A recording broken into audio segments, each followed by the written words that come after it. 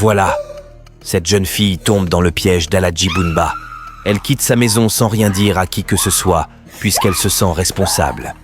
Et voyons sa vie en train de trembler dans cet immense immeuble. Aujourd'hui, c'est son tour, puisqu'elle a déjà vu ce que ses yeux n'ont pas le droit de voir.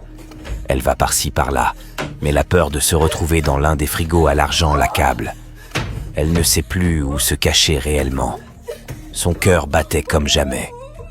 En cherchant un refuge, elle est encore tombée sur un autre frigo à l'argent. Ça devient pire.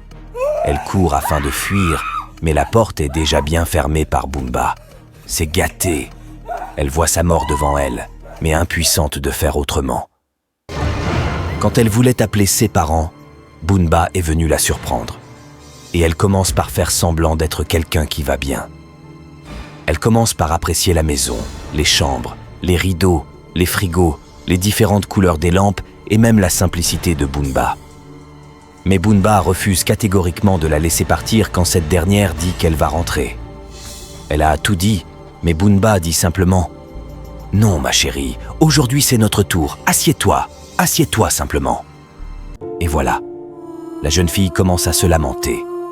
C'est maintenant qu'elle voit que pour elle, c'est terminé.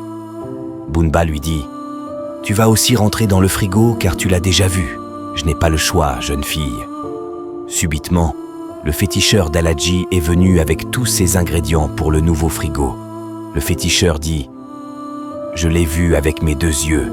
Elle a ouvert tous les frigos sacrés. » La jeune fille commence à téléphoner à ses parents pour qu'ils viennent l'aider quand le féticheur et Boumba se disputent sur le nouveau frigo.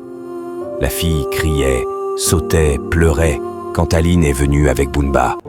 Ça fait exactement 2 jours que la jeune fille a verbalement ligoté Aline au marché quand cette dernière a fait tomber son téléphone par erreur. Et la voilà à genoux devant Aline.